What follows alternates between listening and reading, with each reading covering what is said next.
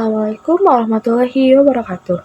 Halo teman-teman semua, saya Putri Syakila Zara Purwana dari SI 24A dengan NIM 2024 005 0037. Teman-teman semua, pada kesempatan ini saya akan mempresentasikan materi mengenai geopolitik. Nah, geopolitik ini merupakan sebuah konsep yang penting dalam hubungan internasional dan kebijakan negara. Apa sih geopolitik itu? Nah, teman-teman semua, geopolitik merupakan studi tentang hubungan antara kekuatan politik dan geografi. Geopolitik menganalisis bagaimana faktor geografis seperti lokasi, sumber daya alam, dan batas-batas negara memengaruhi kebijakan politik serta hubungan internasional antar negara. Yang pertama merupakan faktor geografis. Faktor geografis ini meliputi lokasi, sumber daya alam, serta iklim. Lalu yang kedua merupakan kekuasaan dan pengaruh, yaitu kekuatan militer, ekonomi, dan diplomasi. Lalu yang ketiga yaitu teritorialitas, yaitu kontrol dan kepemilikan wilayah. Yang keempat merupakan pertimbangan strategis yang mana pentingnya jalur perdagangan dan sumber daya.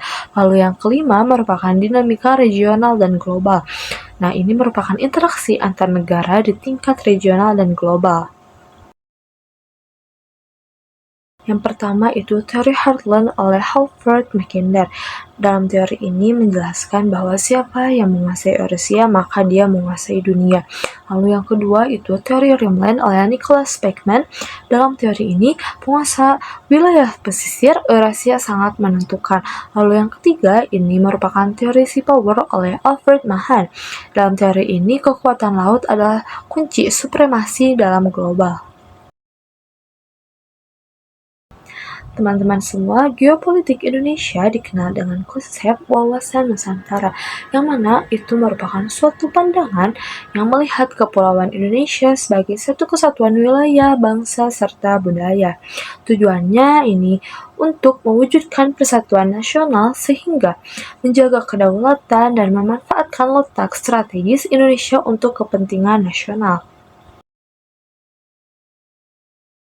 Yang pertama yaitu merupakan persaingan sumber daya alam seperti minyak dan gas. Lalu yang kedua, keamanan nasional dan pertahanan negara. Yang ketiga, kebijakan luar negeri dan diplomasi. Dan yang keempat merupakan kerjasama ekonomi antar negara. Di sini kita memiliki satu contoh nyata atau contoh aktual mengenai geopolitik.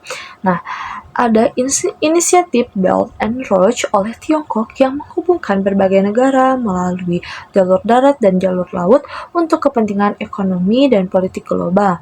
Di Indonesia, penerapan wawasan Nusantara menjadi dasar kebijakan pertahanan dan pembangunan nasional.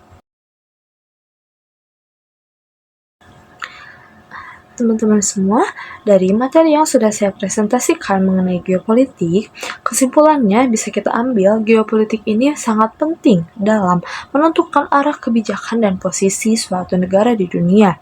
Dengan memahami geopolitik, kita dapat lebih bijak dalam melihat dinamika global dan menjaga kepentingan nasional.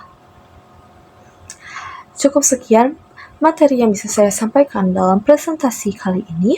Semoga apa yang saya sampaikan dapat teman-teman ambil sebagai pembelajaran atau sebagai ilmu yang teman-teman ketahui. Terima kasih. Wassalamualaikum warahmatullahi wabarakatuh.